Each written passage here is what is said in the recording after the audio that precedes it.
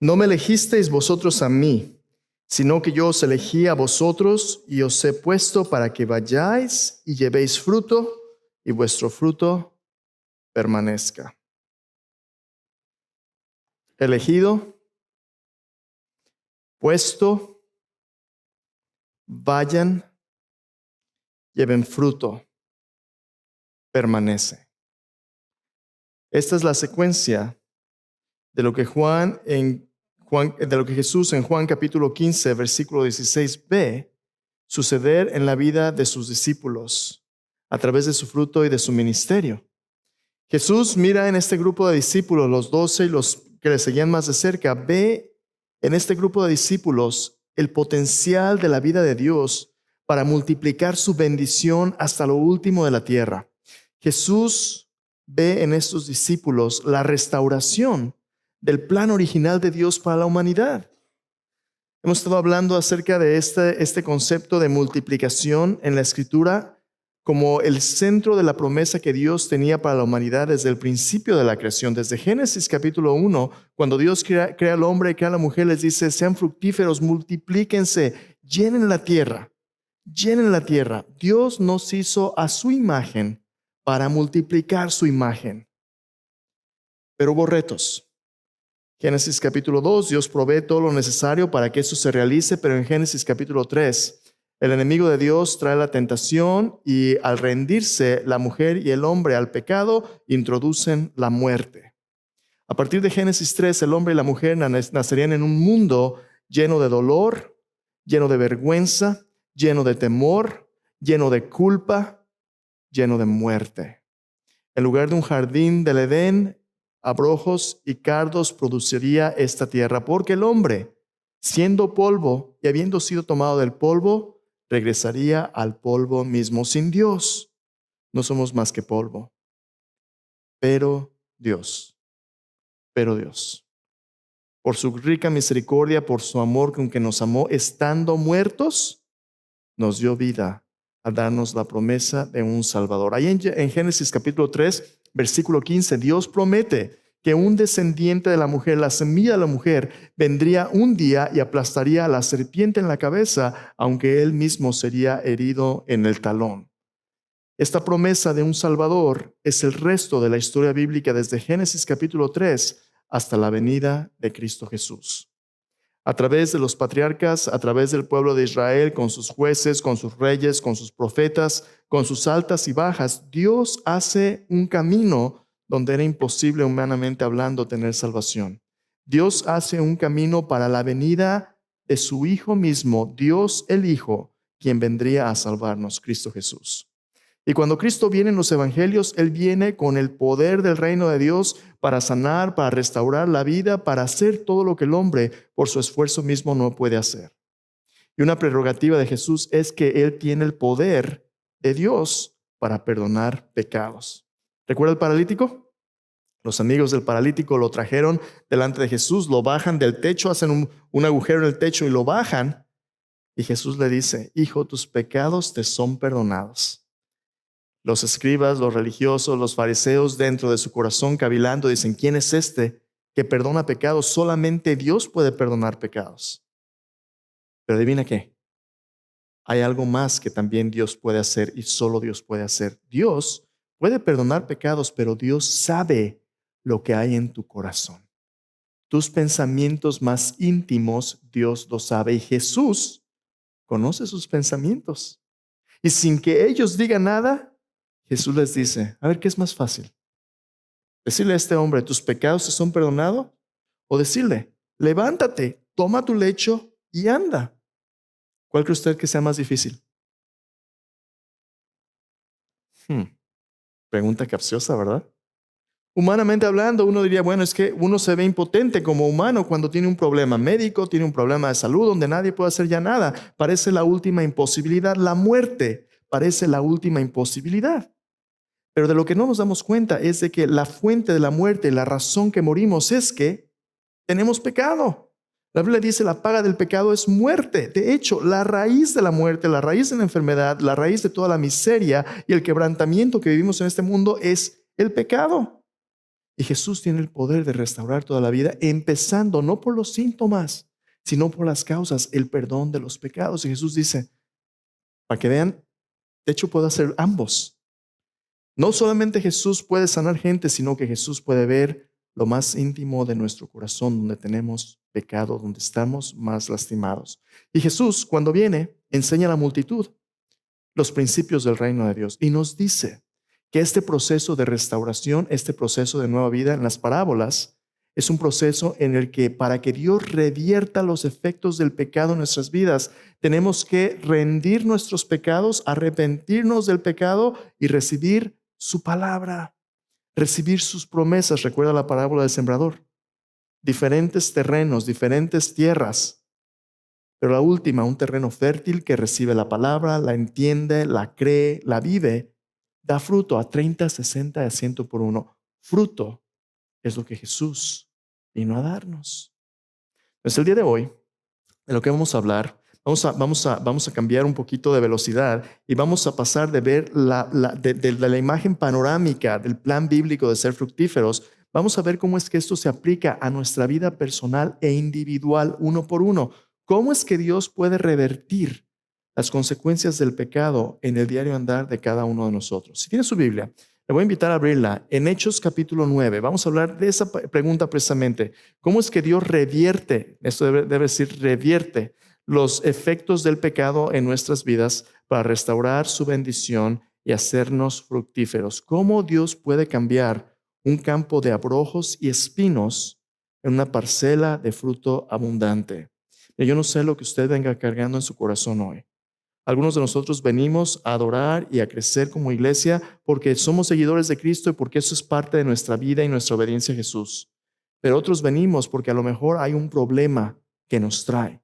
Venimos buscando a Dios porque les venimos a pedir desesperadamente que nos encuentre en la situación que estamos. Déjeme decirle esto.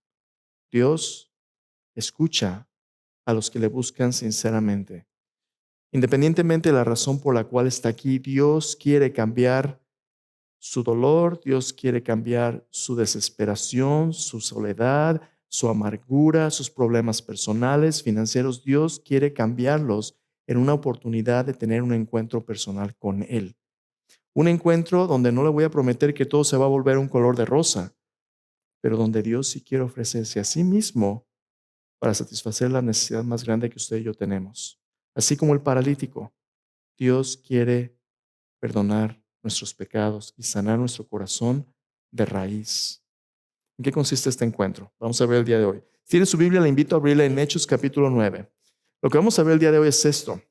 Vamos a ver cómo la bendición de Dios de fructificar es restaurada cuando los pecadores responden a Dios de una manera muy particular. Y lo vamos a ver esto en la historia de conversión del apóstol Pablo.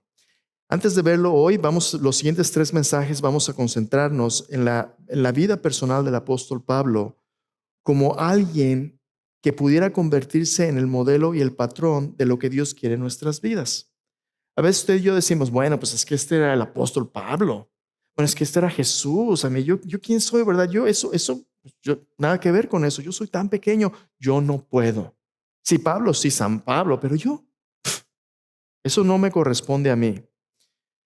Déjame decirte que en el reino de Dios, las cosas grandes comienzan pequeñas, comienzan como esa semilla de mostaza que requiere un poquito de fe nada más. Comienzan pequeñas. El que es fiel en lo poco, en lo más también.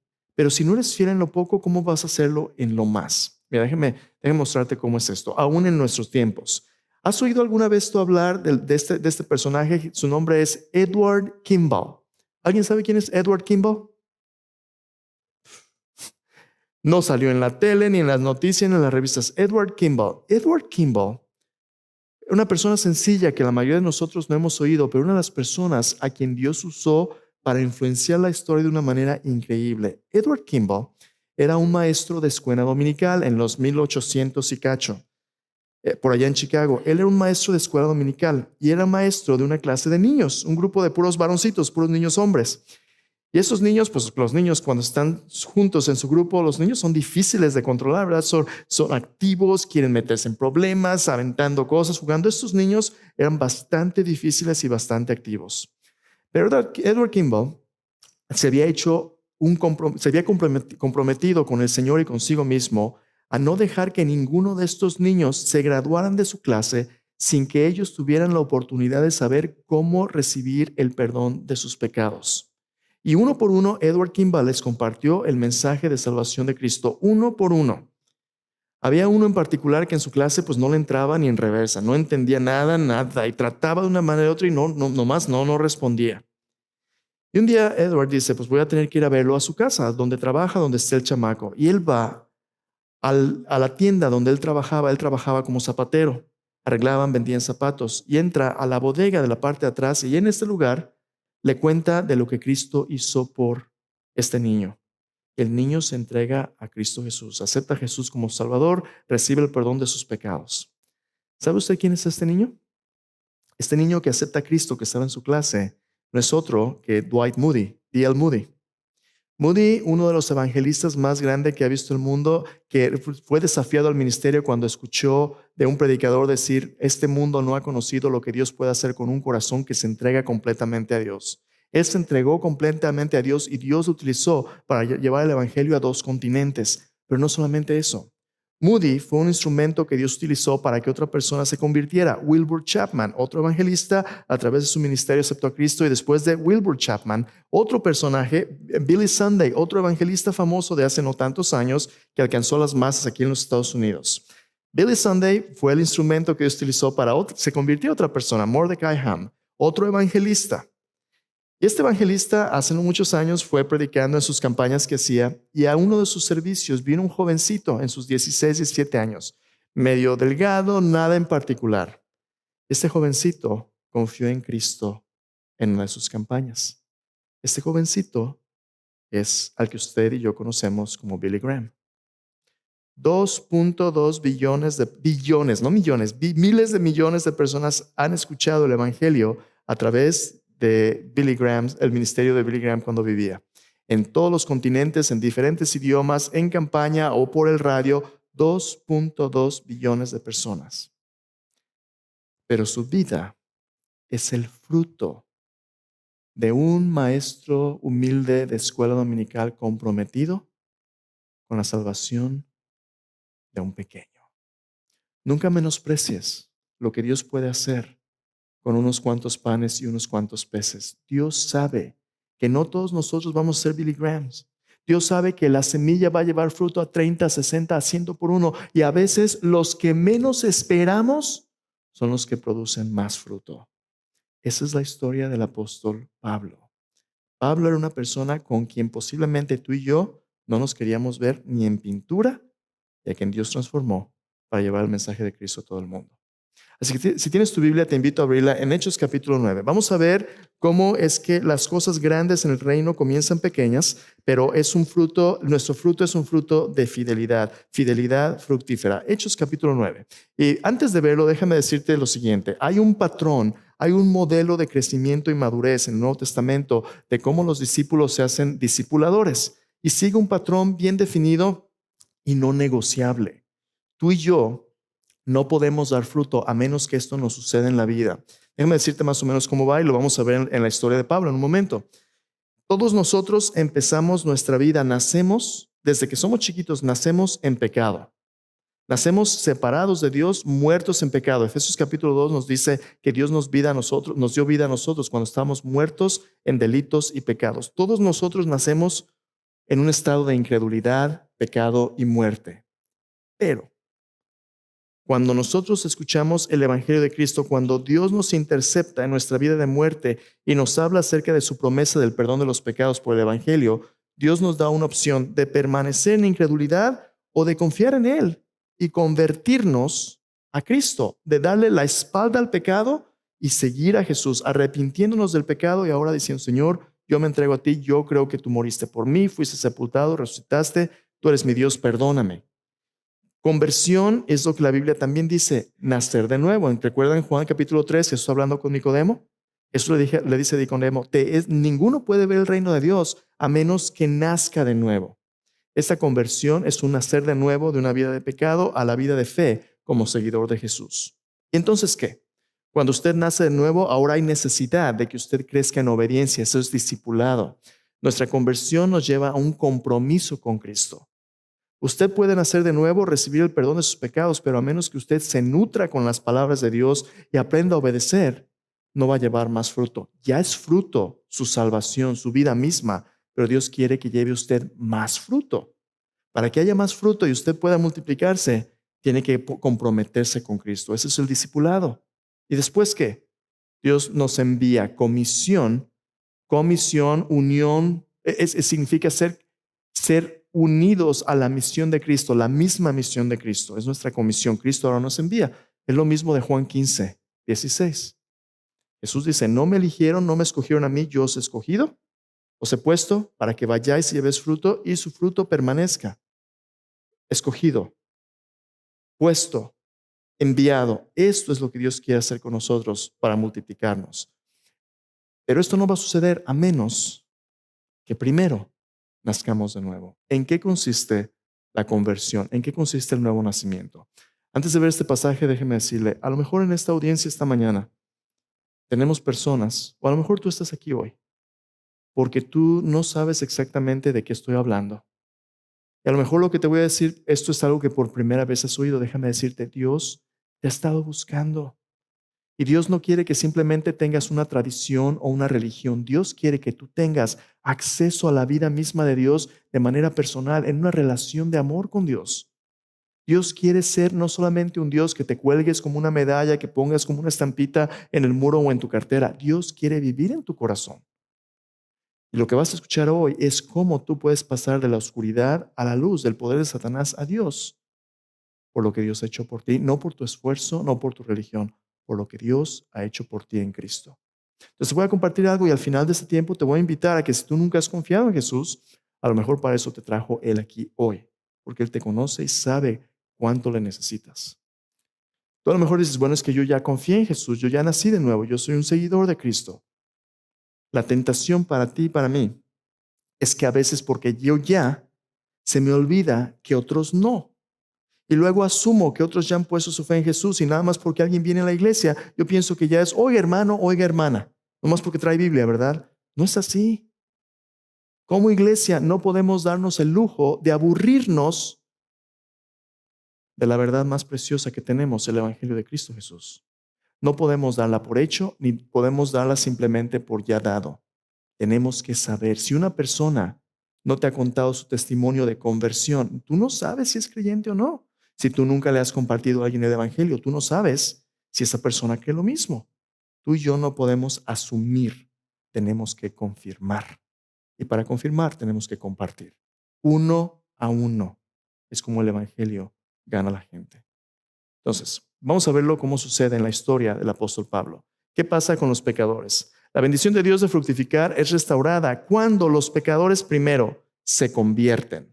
Ahora, Hechos capítulo 9, vamos a leerlo versículo 1 al versículo 22. Mira la historia de conversión del apóstol Pablo. Dice así: Saulo, respirando aún amenazas y muerte contra los discípulos del Señor, vino al sumo sacerdote y le pidió cartas para las sinagogas de Damasco, a fin de que si hallase algunos hombres o mujeres de este camino, los trajese presos a Jerusalén. Mas yendo por el camino, aconteció al llegar cerca de Damasco, repentinamente le rodeó un resplandor de la luz del cielo. Y cayendo en tierra oyó una voz que le decía: Saulo, Saulo, ¿por qué me persigues? Él dijo: ¿Quién eres, Señor? Y le dijo: Yo soy Jesús a quien tú persigues. Dura cosa te es dar coces contra el aguijón. Él, temblando y temeroso, dijo: Señor, ¿qué quieres que yo haga? El Señor le dijo: Levántate, entra en la ciudad y se te dirá lo que debes hacer. Los hombres que iban con Saulo se pararon atónitos, oyendo a la verdad la voz, mas sin ver a nadie. Entonces Saulo se levantó de tierra y abriendo los ojos, no veía a nadie. Así que llevándole por la mano, le metieron en Damasco, donde estuvo 3 días sin ver y no comió ni bebió. Había entonces en Damasco un discípulo llamado Ananías, a quien el Señor dijo en visión: Ananías. Y él respondió: heme aquí, Señor. El Señor le dijo: levántate, ve a la calle que se llama Derecha y busca en casa de Judas a uno llamado Saulo de Tarso, porque he aquí, él ora. Ha visto en visión un varón llamado Ananías, que entra y le pone las manos encima para que recobre la vista. Entonces Ananías respondió: Señor, he oído de muchos acerca de este hombre, cuántos males ha hecho a tus santos en Jerusalén. Y aún aquí tiene autoridad de los principales sacerdotes para prender a todos los que invocan tu nombre.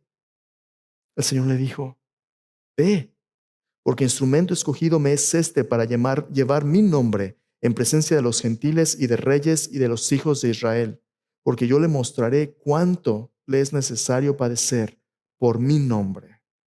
Fue entonces Ananías y entró en la casa.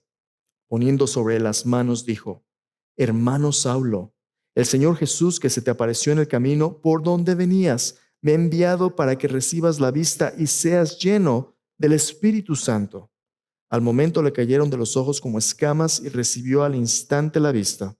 Y levantándose, fue bautizado. Y habiendo tomado alimento, recobró fuerzas y estuvo Saulo por algunos días con los discípulos que estaban en Damasco.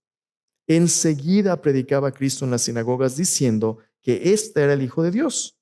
Todos los que le oían estaban atónitos y decían: ¿no es este el que asolaba en Jerusalén a los que invocaban este nombre, y a eso vino acá para llevarlos presos ante los principales sacerdotes? Pero Saulo mucho más se esforzaba y confundía a los judíos que moraban en Damasco, demostrando que Jesús era el Cristo. Tanto que podríamos ver de la misericordia de Dios en la historia de Saulo y la conversión ahora a Pablo. Antes de ver este pasaje en un poquito más de detalle y preguntarnos acerca de cómo es que un pecador se convierte, déjeme decirle un par de cosas. Primero, en el libro de los Hechos, Hechos capítulo 9, Hechos capítulo 22 y Hechos capítulo 26, son tres pasajes donde Pablo cuenta su testimonio. El primero de ellos no es Pablo contándolo, es Lucas que lo registra. Este pasaje que acabamos de leer es la primera vez que vemos su conversión. Después, en Hechos capítulo 22, Saulo es el que está, ahora Pablo, es el que está contando su historia, pero él está contando su testimonio delante de los judíos. Mira, acompáñenme a Hechos 22, quiero mostrar un par de cosas. Hechos 22, él ya es un apóstol, él está llevando el evangelio a todo el mundo, es un misionero, es uno de los que comienzan con el movimiento misionero en Hechos 13. Y en el capítulo 22 cuenta su testimonio de nuevo porque está preso en Jerusalén, lo llevan preso y está contándole al concilio. Hechos 22 cuenta la misma historia empezando el versículo 6. Usted lo puede leer después, pero en el versículo 14, Ananías le dice algunas cosas diferentes, porque lo que Pablo está diciendo aquí, conforme Pablo cuenta su testimonio, se vuelve todavía más claro qué es lo que le está pasando a Pablo. En el capítulo 22 y 26, dos cosas suceden. Primero, Hechos 9 es el relato de su conversión. Hechos 22, Pablo reflexiona en su compromiso. Hechos 26, Pablo reflexiona en su comisión. Mire lo que Ananías le dice a Pablo en el versículo 14. Le dijo: el Dios de nuestros padres te ha escogido para que conozcas su voluntad y veas al justo y oigas la voz de su boca. Porque serás, ¿qué cosa? Testigo suyo a todos los hombres de lo que has visto y oído. Ahora pues, ¿por qué te detienes? Levántate y bautízate y lava tus pecados, invocando su nombre. Ananías le dice a Pablo que este encuentro que ha tenido con Jesús cuando todavía era incrédulo es un encuentro donde sí Dios quiere salvarle y perdonar sus pecados, pero Dios lo ha escogido para ser su testigo. Un testigo es una persona comprometida con Cristo. Por cierto, antes de Hechos capítulo 9, si usted lee el contexto del libro de Hechos, en el capítulo 7, Saulo estaba persiguiendo a cristianos porque uno de los primeros cristianos en Jerusalén, Esteban, hablamos de esto hace casi año y medio, cuando hablamos de la serie de Hechos. Esteban, dando testimonio del evangelio, ¿recuerda qué le pasó? Lo mataron. Esteban se convirtió en el primer mártir. Esa palabra mártir es la misma palabra en griego para testigo. Esteban se convirtió en un testigo que con su vida selló su compromiso con Cristo. ¿Y sabe quién estaba allá a los pies cuando lo estaban apedreando? Los pies de Esteban con sus ropas. Saulo mismo. Saulo, cuando oyó de Ananías que lo que le pasó a Esteban es lo que le iba a pasar a él, Saulo entendió que si se entregaba a Cristo, esto iba a ser un compromiso. Conversión nos lleva a compromiso, pero eso no es todo. En Hechos 26, cuando Saulo cuenta su testimonio por último, está delante de una autoridad romana, Festo, y también delante de el rey Agripa. Está contando su testimonio delante de incrédulos, reyes, personas de poder antes de ir al César. Y mira lo que cuenta él acerca de su testimonio. Versículo 15, Hechos 26, 15 dice: yo entonces dije, ¿quién eres, Señor? Y el Señor dijo, yo soy Jesús, a quien tú persigues. Pero levántate y pone sobre tus pies, porque para esto he aparecido a ti, para ponerte por ministro y testigo de las cosas que has visto y de aquellas en que me apareceré a ti. Versículo 17, librándote de tu pueblo y los gentiles, a quienes ahora te envío. ¿Para qué? Versículo 18, para que abra sus ojos, para que se conviertan de las tinieblas a la luz, de la potestad de Satanás a Dios, para que reciban por la fe que es en mí perdón de pecados y herencia entre los santificados. En Hechos 26, cuando Pablo está contando su testimonio, él se da cuenta que ahora le toca a él multiplicarse y compartir la vida de Cristo. Lo que le pasó en el camino a Damasco hace tantos años, ahora es lo que él quería que otros pudieran experimentar. El perdón de sus pecados, ser escogido por Cristo, el compromiso con Cristo, ser establecido por Cristo, y ahora la comisión de Cristo, ser enviado como testigo para que otros pudieran ser salvos. Hechos 9, 22 y 26. Usted y yo no podemos ser enviados si no hemos nacido de nuevo. El paso más fundamental de la nueva vida es la conversión. Ahora, ¿en qué consiste esta conversión? Vuelva conmigo, Hechos capítulo 9. Hechos capítulo 9, vamos a observar un poquito este pasaje y luego quiero compartirle un par de cosas. En Hechos capítulo 9 usted tiene la historia de un hombre que no era cualquier hombre. Saulo era una persona extremadamente religiosa, extremadamente meticulosa en la obediencia a las tradiciones y leyes de los judíos, y era una persona también de la clase gobernante. Él tenía la autoridad de llevarse a los cristianos y ponerlos en la cárcel. Y usted se preguntaría, ¿por qué tanto odio? ¿Por qué tanto ataque en contra de los cristianos? Bueno, porque desde Mateo 28, cuando Jesús resucitó a los muertos, Jesús manda a sus discípulos diciendo, vayan y hagan discípulos a todas las naciones. Les dicen, bautícelos en el nombre del Padre, del Hijo y del Espíritu Santo. Enséñoles que guarden todo lo que les he mandado y yo estoy con ustedes todos los días hasta el fin del mundo. Mateo 28, 18 al 20. Toda autoridad me es dada en el cielo y en la tierra. Cuando los discípulos, los apóstoles, ven a Jesús resucitado, ¿sabe qué es lo primero que ellos hacen? Adoran a Jesús. Y para un judío no adora cualquier cosa. ¿Por qué no? Porque los judíos aprendieron a través de toda la historia del Antiguo Testamento que el único que deben adorar es al Dios verdadero. Es el primer mandamiento, ¿no? Yo soy Jehová tu Dios que te saqué de la tierra de Egipto. No tendrás dioses ajenos delante de mí. El segundo mandamiento, no te hagas imágenes, no te inclines a ellas, no las honres. Los judíos sabían que el único que habían de adorar era al Dios verdadero. Les había costado el exilio. Pero de repente aquí, estos cristianos estaban diciendo que ellos adoraban a uno crucificado como a Dios mismo. ¿Y sabes qué Pablo pensaba cuando oía de alguien colgado de un madero crucificado? La ley dice, maldito es todo aquel que es colgado de un madero. Cuando Pablo pensaba en Jesús, pensaba un engañador, sublevador, una persona que era traidora al pueblo de Israel, que se había hecho un ídolo. Pablo decía, tenemos que acabar con todos estos. Y Saulo tendría la razón, excepto que Jesús es quien dice ser. Jesús es Dios, el que puede perdonar pecados, el que conoce nuestro corazón, pero no solamente eso, el que a través de su muerte en la cruz, su sepultura y su resurrección, venció a la muerte demostrando que Él se merece nuestra lealtad y nuestra adoración. Pero Saulo no conoce hacia Jesús. Entonces, yendo de camino, Saulo tiene un encuentro con Jesús. Ve la luz brillante, escucha la voz y pregunta, ¿quién eres?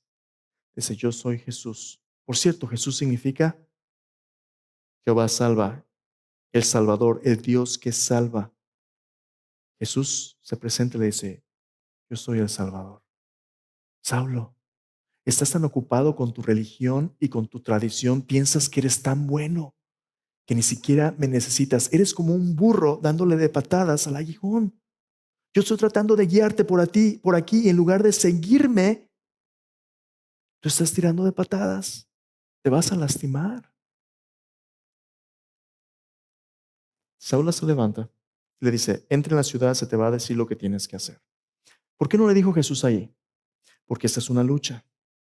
Esta es una lucha donde lo primero que Dios quiere hacer es confrontarnos con la realidad de nuestra necesidad de salvación. Saulo era una persona religiosa, una persona que como un fariseo pensaba que se iba a ganar la eternidad portándose bien.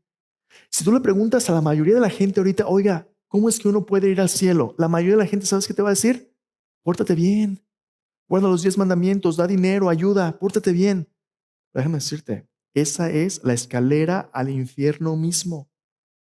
La Biblia dice que por sus buenas obras nadie será justificado. Por las obras de la ley nadie será justificado porque no hay justo ni aun uno. Y Saulo pensaba que él era justo y los demás pecadores por eso se lo estaba echando. Jesús les espera tantito. ¿Y sabes qué le pasa a Saulo? Se para y lo primero que se da cuenta es que está ciego. Lo tienen que llevar de la mano. Está ciego. ¿Cuántos días está ciego ahí en la ciudad? 3 días.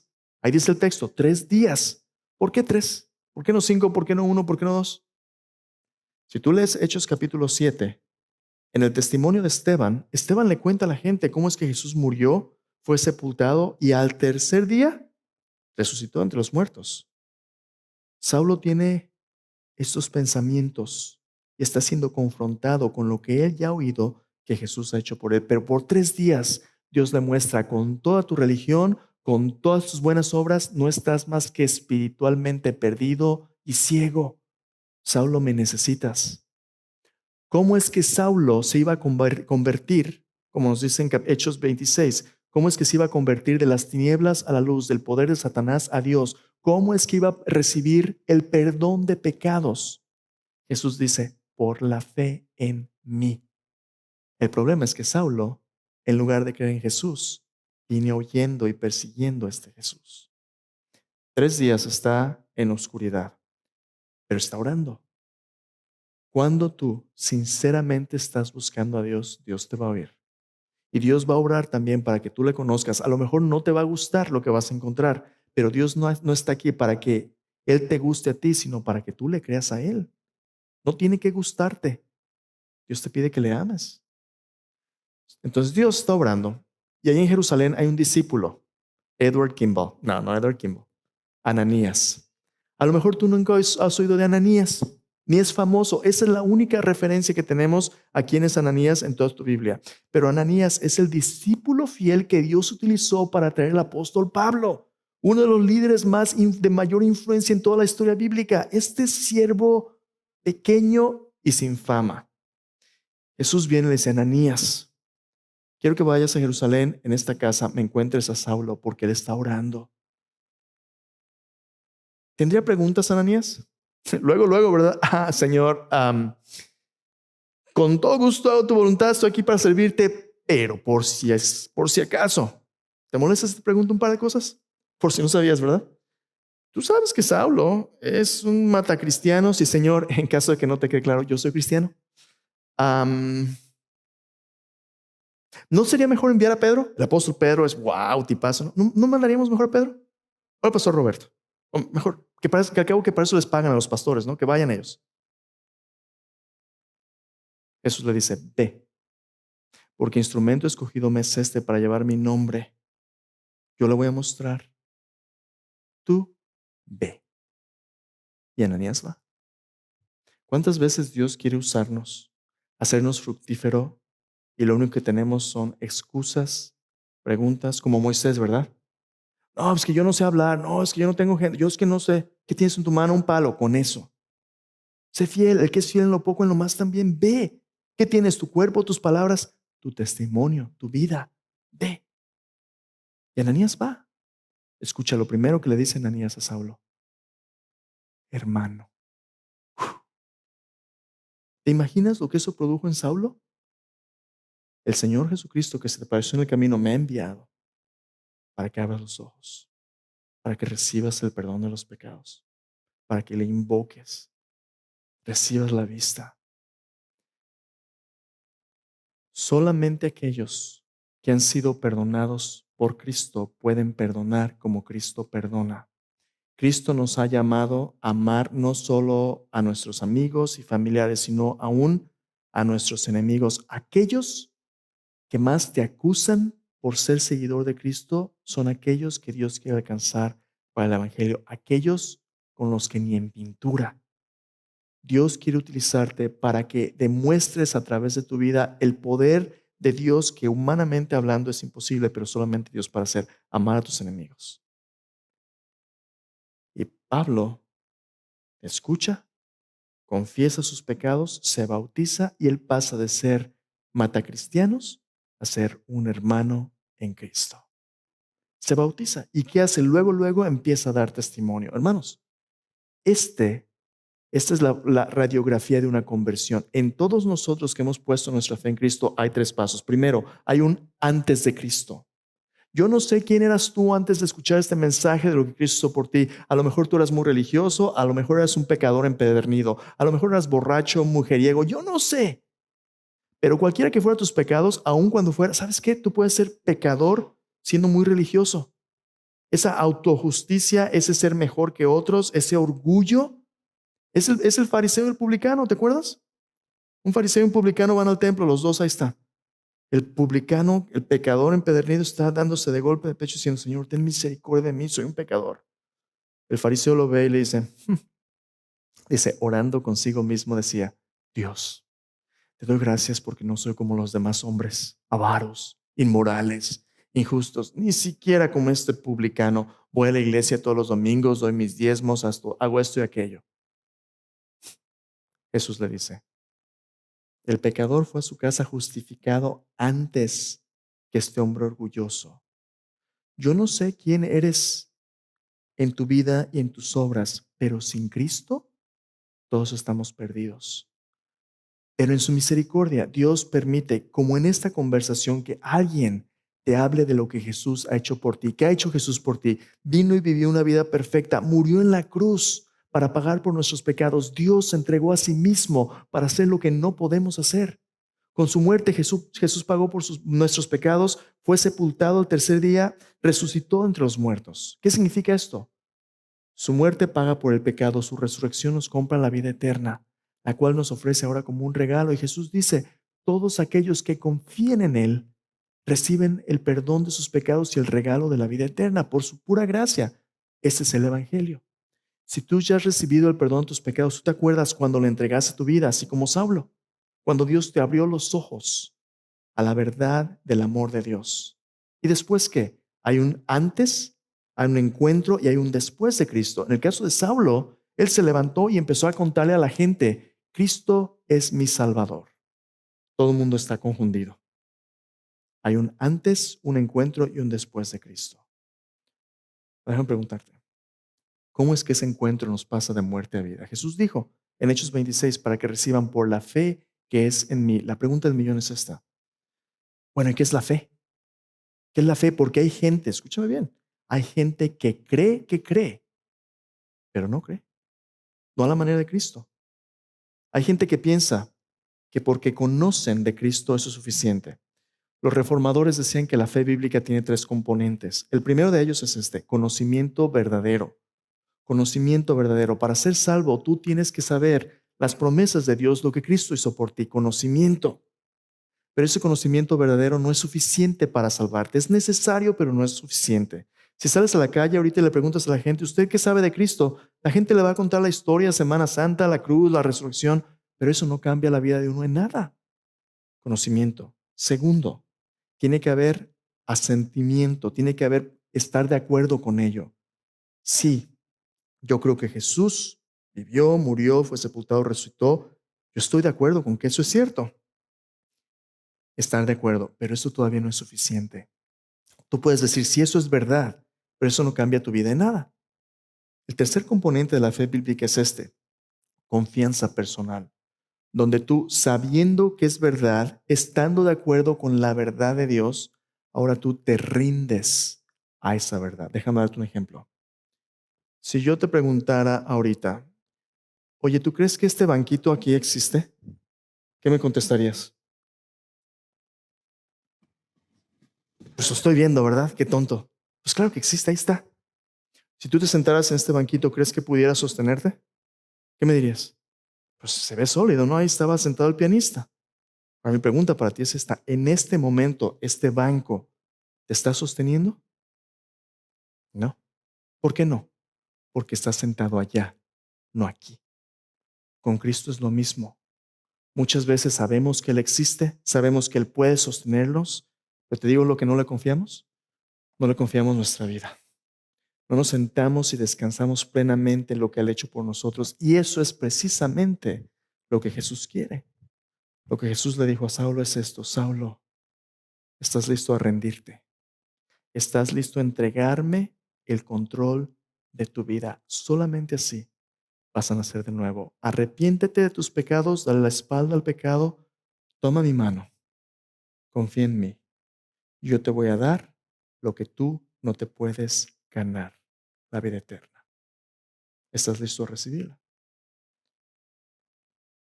Vamos a ver más las próximas 2 semanas del compromiso de Cristo, de compromiso de Pablo con Cristo.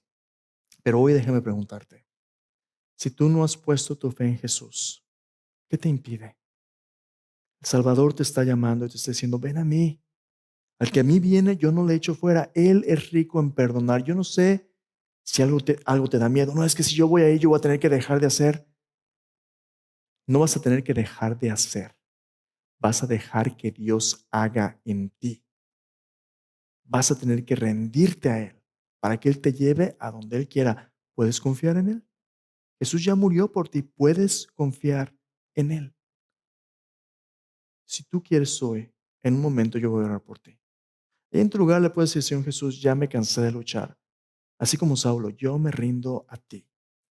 Antes de venir a cenar al Señor, vamos a pedirle al Señor: si no has recibido el regalo de la vida eterna, hoy es el día de salvación. Y si tú ya lo has recibido, entonces ¿qué? Entonces déjame decirte, a lo mejor el mundo no va a conocer tu nombre, pero tú puedes ser el Ananías que Dios está llamando y buscando para que los Pablos puedan ser alcanzados uno a uno. El que es fiel en lo poco, en lo más también. Dios quiere que lleves fruto a 30, 60, 100 por uno. ¿Quién es tu Pablo? ¿Quién es tu Pablo el que tienes que ir a decirle? A lo mejor es el que te cae más gordo. A lo mejor es un familiar que tú no aguantas. ¿Quién es tu Pablo que Dios quiere alcanzar con su amor a través de ti? Cierra tus ojos en tu lugar. Antes de venir a la cena del Señor, yo te invito. Si no has puesto tu fe en Jesús, ahí en tu lugar, cierra tus ojos, porque yo estoy seguro que para eso te trajo Dios aquí. Si tú quieres recibir el regalo de la vida eterna, dile al Señor Jesús, dile: Señor Jesús, yo reconozco mis pecados. Señor Jesús, yo sé que mis pecados merecen la muerte. Sé que no puedo salvarme por mí mismo. Señor, perdóname. Yo me arrepiento de mis pecados hoy. Yo me vuelvo a ti, Señor. Señor, regálame hoy la vida eterna. Yo te pido, Señor, que al ver mi corazón, tú lo limpies. Yo creo que tú moriste por mí. Yo creo que tú fuiste sepultado. Yo creo que resucitaste de los muertos. Y estás vivo, Jesús. Yo hoy te entrego mi vida. Perdóname, Jesús. Señor, te entrego mi corazón. Yo te recibo como mi Señor y mi Salvador. Gracias, Señor. Ahí en tu lugar, al estar en oración, prepárate para venir a la mesa del Señor. Si tú ya has puesto su fe en Jesús, dile: Señor Jesús, yo recuerdo el día en que te entregué mi vida. Y a veces por la costumbre o el tiempo se me olvida mi primer amor. Se me olvida, Señor, que mi vida te pertenece a ti. Pero yo me vuelvo a ti hoy, Señor, y quiero encontrarme de nuevo contigo, donde renuevo mis votos a ti, donde te digo que tuyo soy, Señor, y que quiero crecer para comprometerme contigo, para que al ser tu testigo, Señor, tú me envíes para que otros te conozcan y te adoren uno a uno, Señor. Yo quiero ser como Ananías, fiel en lo poco, para ser fiel con lo más. Señor, haz mi vida una vida que dé fruto. En el nombre de Jesús.